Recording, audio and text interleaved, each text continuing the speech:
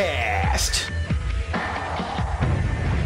Presented by XFL2K.com.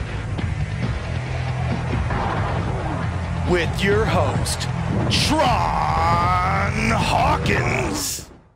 So I would like to ask y'all to help me give a warm Pacific Northwest welcome to the new head coach of the Seattle XFL team, Jim Zorn.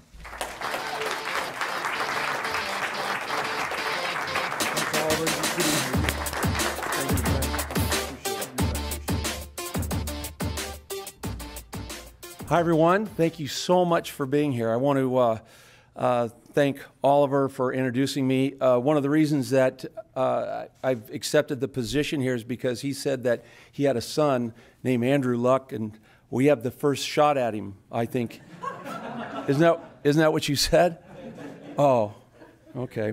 Well, no, I'm really excited about being here, and Andrew and I go back a long way in that we were on different teams in the NFL, kind of the same era. And when he called me and asked me if I'd be interested in this league, he mentioned the name Vince McMahon, and I went, isn't he the guy a long time? And he's going, yeah. But as he explained it and what Vince's vision was and what his vision was together for the future of the XFL, I got excited because it's going to be real football. We're going to have real names on the back of jerseys. And it's also going to be a bit creative. I think each head coach is going to have to really think through, and this is one of the things that I'm most excited about, thinking through what it's going to be like to have a few little tweaks when it comes to the clock, when it comes to getting the ball ready for play, when it comes to what we can do both offensively and defensively with players who may not have had the opportunity that they've wanted to try to get to a professional level. And certainly in this community I see players coming and going from the Seahawk team every year, and I'm thinking, this guy is really good. And I know that even John Schneider sometimes has to agonize over and Pete have to let these players go on their way when it may be that they're just not developed enough. So that's one of the reasons that I'm trying to get involved with this league, because I love to have influence over young players and develop younger players. And then the second thing is there are a lot of coaches out there who want to really do the same thing I'm doing and don't have the opportunity because there's only so many jobs. So this is an opportunity as well for a younger coach and maybe an older coach like myself to jump into a league that is going to be very competitive with experienced coaches. And then some of these younger coaches that don't have quite the experience yet get on board and be taught by these older guys on the staff, and then develop these young players and give them another opportunity. So I think the backing that Vince is putting into this league personally and his enthusiasm is overwhelming, as we all know. And then hiring solid guys that know about football, know how to manage, and know how to get things done. I want to be associated with that. I'm privileged to be in a community where I do know the fans will come out and support. We've already got 8 season ticket holders. Did you know that? We're going to have 8 people I know of in the stands. It's going to be awesome. CenturyLink is going to fill right up, right? And so we're on our way. I got great support. I've got friends. I've got family here, and I thank you for all attending. And a special thanks to Gary and Sandy, who are sitting over here. Gary Wright, Sandy Gregory. They were here the very first day I walked into Seattle. And it was the very first signature I put on a player's contract in Seattle. And I took the very first publicity picture with Sandy. If you remember, it was in the driveway of the AGC building when we were over on Lake Union. I don't know. I was the third guy ever signed by the Seahawks. And Sandy and Gregory are still here wanting to come to a function like this. And so I'm very honored. And then I'm also honored with my family here. And thanks for saying all that you said. I'll have to hear about all that stuff. They want to know where that stuff is, all the good things that you spoke into my life. They're going to go, wait a minute, where is all that stuff? You need to ooze it out at home. So we'll see. But just to kind of put a close to this, we have a lot of work to do. We really do. And I hope to hire, we don't get to hire many, but the ones that we hire, I hope, can put together a franchise very quickly that will be competitive very quickly, because this game's going to move fast. And I think we have until February to start this thing, but there's a lot of work to be done. So I'm excited about getting to work. I promise you I'll be working hard with the group that I have, and I thank you for supporting it. I want to see these Seattle fans come out and continue to put themselves in the way of any team that tries to come in here and compete against us. Does that make sense? So come on out. Thanks so much, and let's get started with the XFL in Seattle. All right. Welcome to This is the XFL podcast. I am your host, Tron Hawkins. As you just heard, that was Seattle's new head coach, Jim Zorn. He will be the head coach and general manager of the Seattle XFL team, yet to be named, come 2020. I think it's a good hire. At the time when it was rumored, I was like, which is weird because when Seattle was announced as a city for the XFL, I was like, but I think it's a good fit. I like how they're giving coaches to their regional teams, like Bob Stoops, Oklahoma, Dallas, close together. Pep Hamilton went to Howard, D.C. Jim Zorn was the first quarterback in Seahawks history, and here he is back in Seattle coaching, maybe not in the stadium he played in, but coaching in Seattle's football stadium. I think it makes sense, and I know a lot of people's kind of iffy about him because of the whole Redskins debacle, but no coach would have been good for the Redskins. I mean, he had Jason Campbell as his quarterback. So, let's talk about Jim Zorn a little bit. He went to junior college, Cerritos College, and then he went to Cal Poly Pomona, which most of these little school probably not even around anymore. As a junior that season, he registered 2,367 passing yards. Damn, that'd be a lot of touchdowns. Passing yards and 16 touchdowns, and won that Southern California College Division Player of the Year honors. As a senior, Zorn's play was affected by coaching changes. He only posted 1,783 yards and 6 touchdowns. He finished his collegiate career with 10 school records, 5,314 total yards, 41 of those passing, 22 passing touchdowns, 1,164 rushing yards, and 18 rushing touchdowns. He also threw javelin for the track team, so he was a decent college quarterback. Zorn was signed as an undrafted free agent by the Dallas Cowboys. The same year they had their famed Dirty Dozen draft. He was the Cowboys' last cut 2 days before the start of the 75 season to make room for running back Preston Pearson, who was waived by the Steelers. He had a tryout for the LA Rams but did not sign. The Seahawks signed him as a free agent in 1976. He was the third player they ever signed, he said during his press conference. So, he was a newly signed player for the Seahawks. He'll become a starting quarterback for the Seahawks in their early days from 1976 to 83, before his position was taken by Dave Craig, and he was devoted to second string midway through the 1983 season. He held second string backup positions with the Seahawks 83 to 84, Packers in 85, the Winnipeg Blue Bombers of the Canadian Football League 86, the Buccaneers in 87, before retiring in 1987. So he didn't have he had a decent 11-year career. After spending a year out of football, he signed as a free agent with the Seahawks in 76. Zorn and Steve Largent was the first big combo the Seahawks had. Largent was the first Seahawk inducted to the Ring of Honor. Zorn was the second, 2 years apart, 91. Zorn was actually named Offensive Rookie of the Year, his rookie year, by the National Football League Players Association. Think about that. He went from undrafted to getting cut to being Rookie of the Year a year later. So, you got to give him some props for that. He's also the Seahawks team's MVP, throwing for 12 touchdowns and rushing for 4. This is back before passing games was outrageous. He also was the Seahawks team.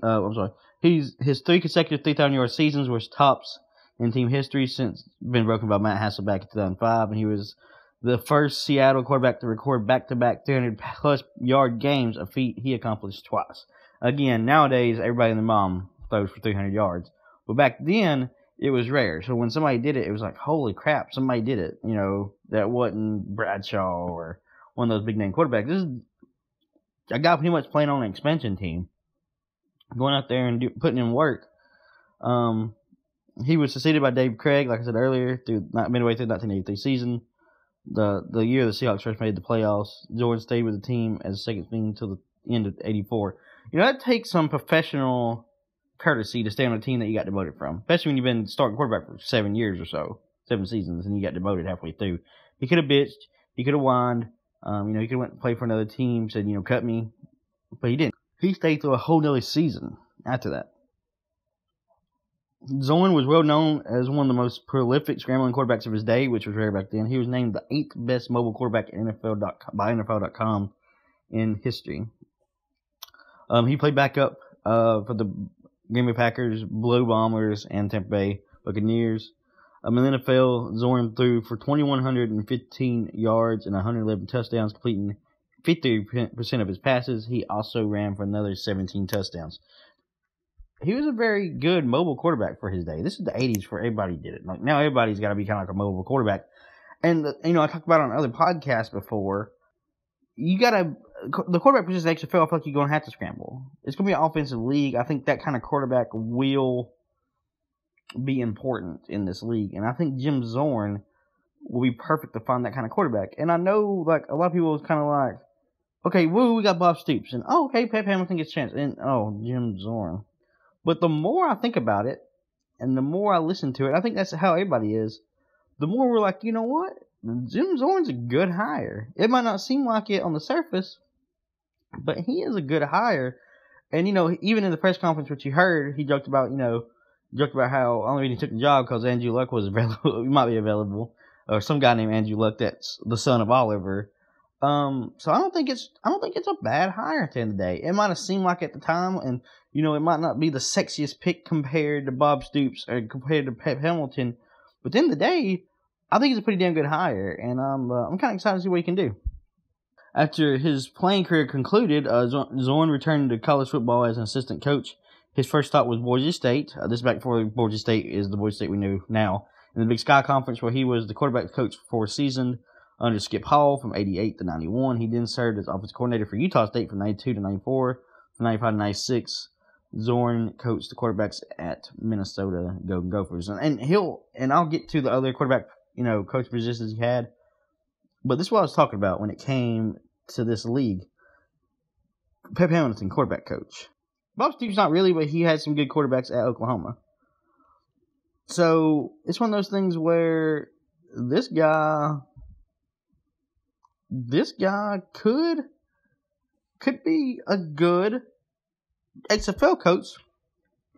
Because as I keep preaching on this podcast, and there's early podcasts like this XFL show, and I'm sure XF Podcast and XFL2Hey.com, he don't have podcasts, but I'm sure he's mentioned it. The highest paid position in this league is going to be quarterbacks. You know why? Because quarterbacks are going to be the stars. You want somebody to develop these quarterbacks, and this guy can do that. Zorn moved up to the pro coaching ranks in 1997 with the Seattle Seahawks as a quarterback coach under Dennis Erickson. He then spent 3 seasons with the Detroit Lions, 98 to 2000, under coach Bobby Ross. And he was instrumental in the development for rookie quarterback Charlie Batch. Batch's 88.3 passer rate in that season was his 4th highest rookie mark in NFL history. Charlie Batch ended up being a really, really good backup for the Steelers behind Roethlisberger and Maddox and all them. People's like, oh, Charlie Batch, he did something with him. Charlie Batch made a lot of money thanks to Jim Zorn, if you think about it someday. He returned to Seattle in 2001 and worked with head coach Mike Holmgren. and offensive coordinator Jill Haskell in implementing the team's offense while also furthering the development of team quarterbacks. Again, quarterback coach. Zorn tutored Matt Hasselbeck, who broke his record, who set a franchise record 3,841 passing yards. Hasselbeck became the franchise's most efficient passer, while joining Zorn as the only Seahawks quarterback to pass for 2,000 plus yards in 3 consecutive seasons. It wasn't hard for him to be good with Shaun Alexander, who's one of her running backs of all time, being in the backfield. So, let's give some credit to Hasselbeck. Hasselbeck was good, but hell, play action pass was killing people back in the day because everybody thought Shaun Alexander was gonna run it.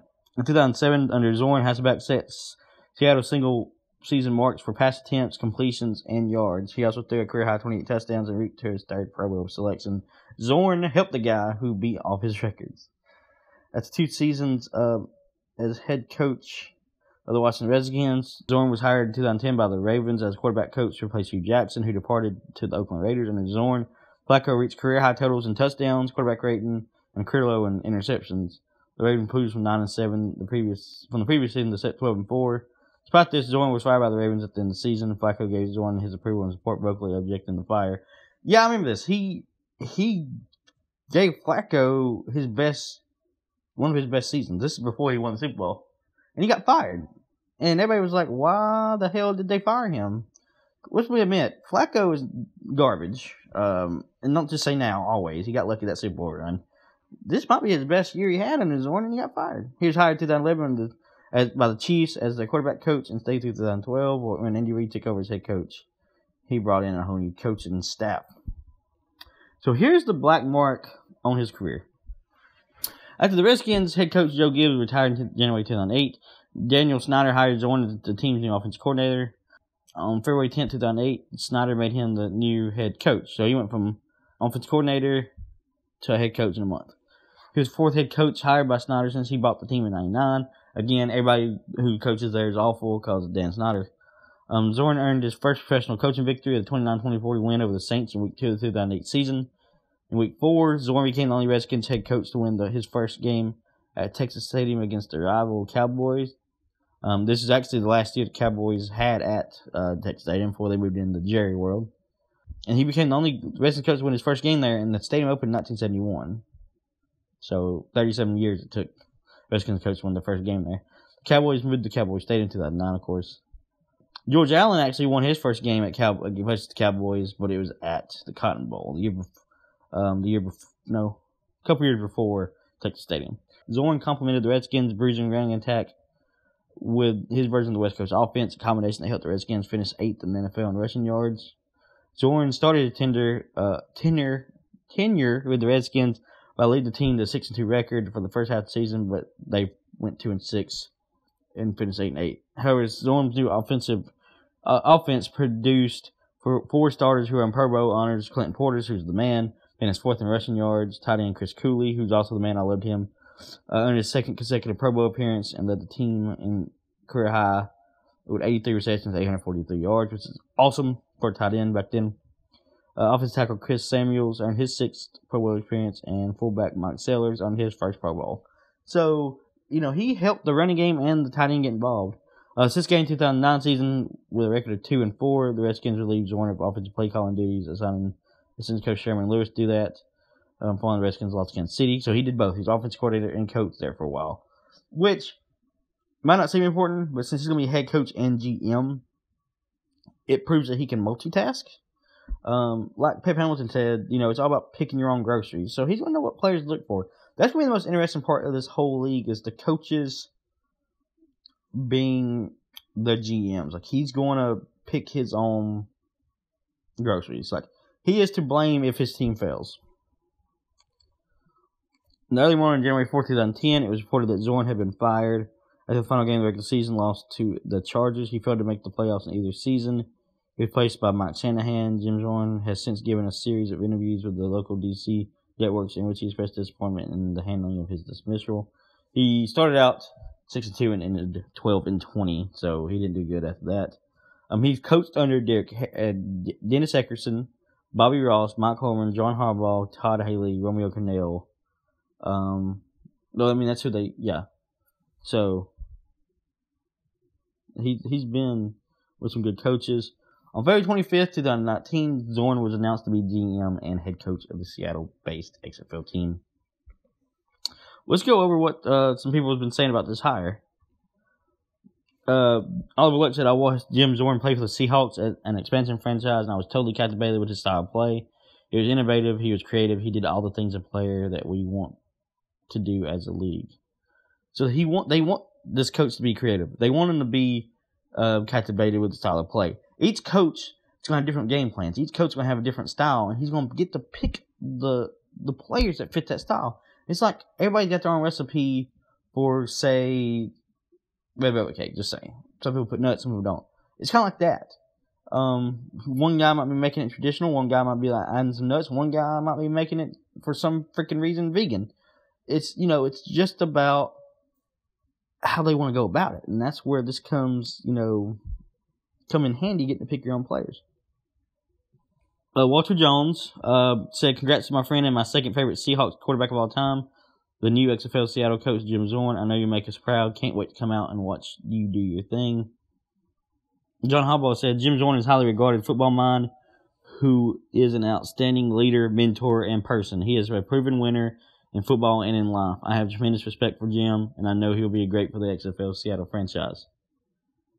Scott Hansen said, the new coach of XFL Seattle team really needs no introduction to the Seattle fans. I think it was a smart move hiring one of the city's sports icons. Steve Largent, who I talked about earlier, said Jim Zorn has been my best friend since 1976 when we began playing football together in Seattle.